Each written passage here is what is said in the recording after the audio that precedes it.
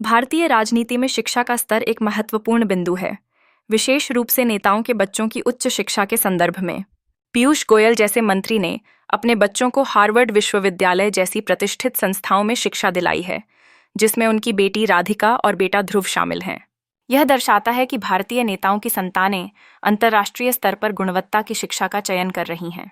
अन्य नेताओं की बात करें तो निर्मला सीतारमण की बेटी पराकला वंगमई ने लंदन स्कूल ऑफ इकोनॉमिक्स से उत्कृष्ट शिक्षा प्राप्त की है। यह शिक्षा का मानक केवल उनके व्यक्तिगत करियर तक सीमित नहीं है, बल्कि यह भी दिखाता है कि उन्हें अंतर्राष्ट्रीय मुद्दों की बुनियादी समझ है। इसी प्रकार राजनाथ सिंह के बेटे नीरज सिंह ने यूनिवर्सिटी ऑफ लीड्स, यूके से MBA किया, जिससे यह स्पष्ट होता है कि वैश्विक दृष्टिकोण की आवश्यकता बढ़ रही है।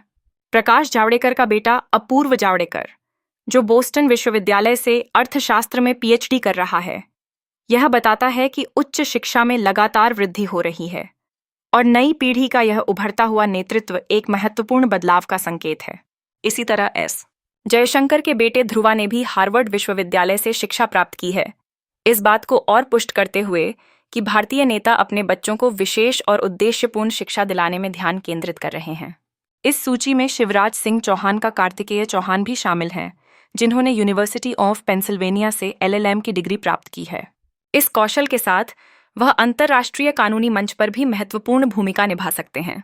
इसके अलावा अमित शाह के बेटे जय शाह ने निरमा विश्वविद्यालय, अहमदाबाद से BTech किया, जिससे उनके तकनीकी ज्ञान में वृद्धि होती है। हालांकि इस वर्ष भारत में लगभग 8.64 लाख छात्र विदेशों में उच्च शिक्षा के लिए गए, जबकि पिछले वर्ष यह संख्या 1324 लाख थी। इन आंकड़ों से स्पष्ट होता है कि भारतीय छात्रों की विदेश में शिक्षा की प्रवृत्ति में वृद्धि हो रही है, लेकिन शिक्षा प्रणाली में सुधार की आवश्यकता बनी हुई है। भारतीय राजनीति में यह बदलाव न केवल नीति निर्माण में, बल्कि समाज और अर्थव्यवस्था की दिशा में भी एक नई रूपरेखा पेश कर रहा है।